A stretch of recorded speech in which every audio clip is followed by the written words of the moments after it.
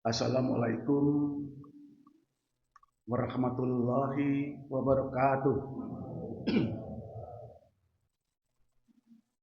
Bismillah, alhamdulillah, wassalatu wassalamu ala rasulillah wa ala alihi wa sahbihi wa mawalah. Asyhadu an la ilaha illallah wahdahu la syarikalah wa asyhadu anna muhammadan abduhu wa rasuluh. La haula wa la quwwata illa billah il aliyil azim. Ibu-ibu, bapak-bapak, saudara-saudara, dan adik-adikku sekalian yang dirahmati Allah Subhanahu wa taala. Pada kesempatan yang sangat terhormat ini, pada pagi hari ini, dengan durasi waktu yang sangat terbatas,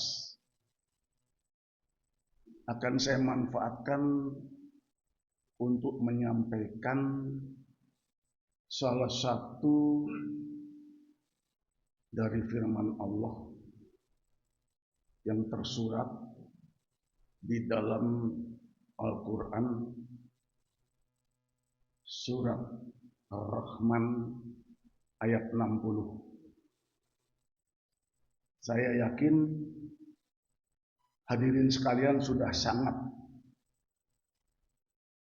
familiar dengan ayat ini.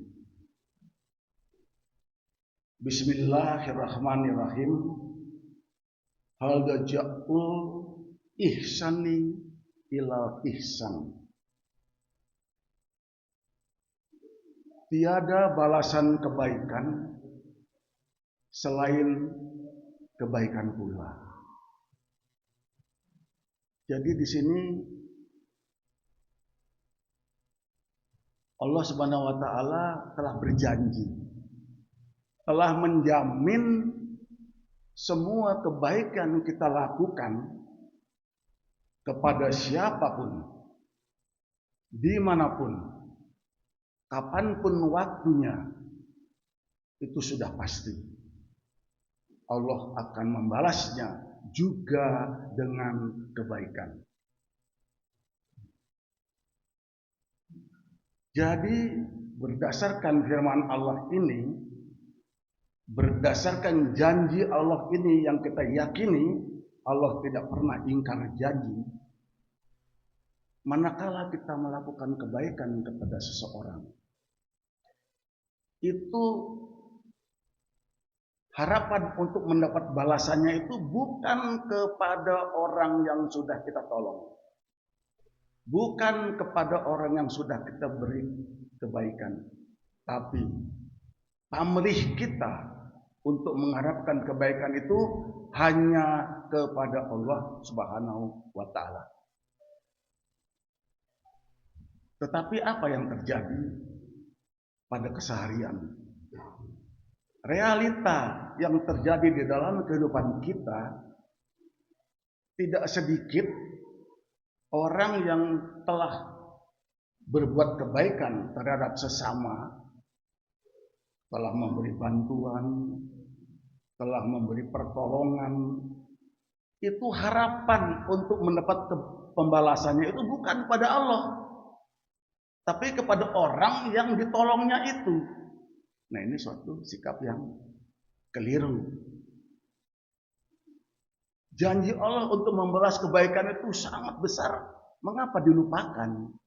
Kok malah setelah berbuat kebaikan yang diharapkan itu balasan dari sesama manusia kepada orang yang baru ditolongnya?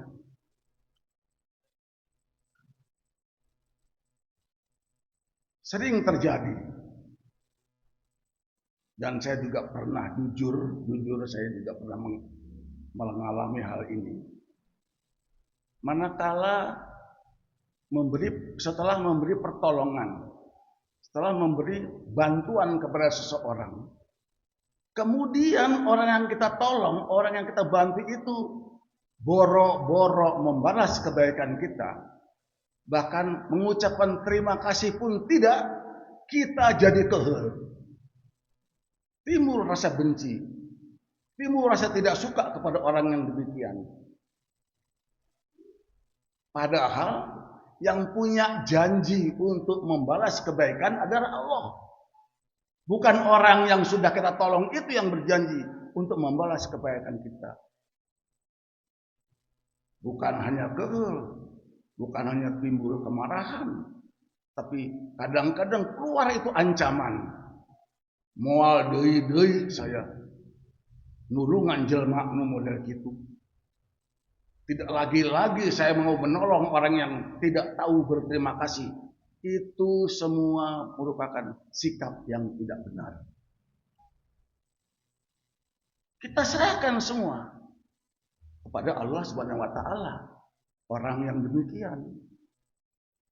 Jangan kemudian timbul rasa tidak suka, timbul kebencian, berjanji tidak akan menolong lagi orang yang tidak tahu berterima kasih. Itu tidak perlu. Orang yang demikian kita serahkan kepada Allah untuk menilainya. Karena untuk menilai seseorang itu haknya Allah Subhanahu wa taala, bukan hak kita. Jadi kita jangan mencoba untuk menilai seseorang. Kalau istilah anak-anak sekarang, kita tidak perlu sotoy. Kita tidak perlu kepo, repot-repot menilai orang. Itu bukan hak kita. Hak Allah Subhanahu wa taala untuk menilainya. Jadi kalau ada orang yang sudah kita tolong, orang yang sudah kita bantu, kemudian mengucapkan terima kasih pun tidak perlu kita pikirkan. Tidak perlu kita nilai macam-macam. Orang tidak tahu dirilah, orang tidak tahu berterima kasihlah. Itu semua kita serahkan kepada Allah untuk menilainya. Selesai. Jadi tidak ada masalah. Tidak akan ada timbul kemarahan dalam hati kita. Tidak akan timbul rasa benci di hati kita. Kita santai saja. Kita beri bantuan, kita beri pertolongan dengan hati ikhlas, dengan niat lillahi ta'ala. Dan kita harapkan balasan kebaikan yang kita lakukan itu hanya kepada Allah Subhanahu wa ta'ala. Ada 3 kerugian manakala kita setelah membantu dan memberi pertolongan kepada seorang, kemudian kita timbul rasa tidak suka, timbul rasa benci, bahkan timbul kemarahan, itu kita akan mengalami 3 kerugian. Kerugian yang pertama, pada saat kita berniat untuk menolong seseorang, pada saat kita berniat untuk melaksanakan atau melakukan kebaikan kepada seseorang, itu malaikat sudah mencatat pahala untuk kita. Tetapi kalau kemudian niat baik itu ujung-ujungnya terjadi rasa tidak suka dan rasa tidak senang gara-gara yang kita tolong itu tidak berterima kasih, pahala yang dicatat itu dihapus kembali, di-tip X, di-delete, sehingga 0. Tidak ada pahala yang bisa kita peroleh. Itu kerugian pertama.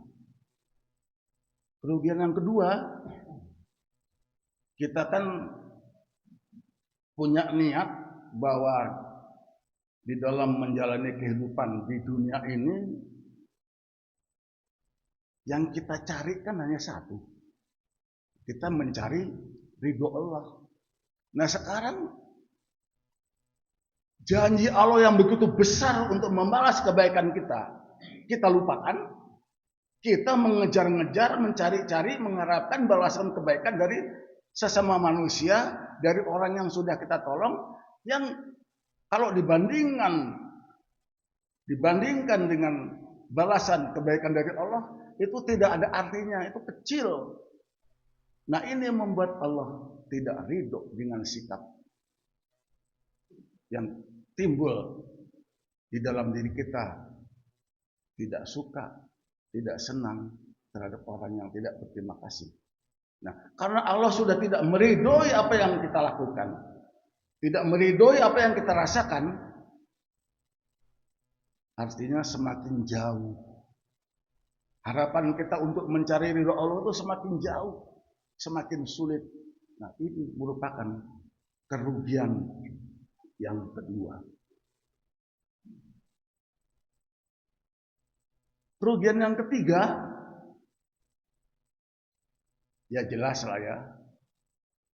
Kalau kita suka marah-marah, timbul rasa tidak suka, tidak senang, itu akan membuat tensi dalam diri kita itu naik.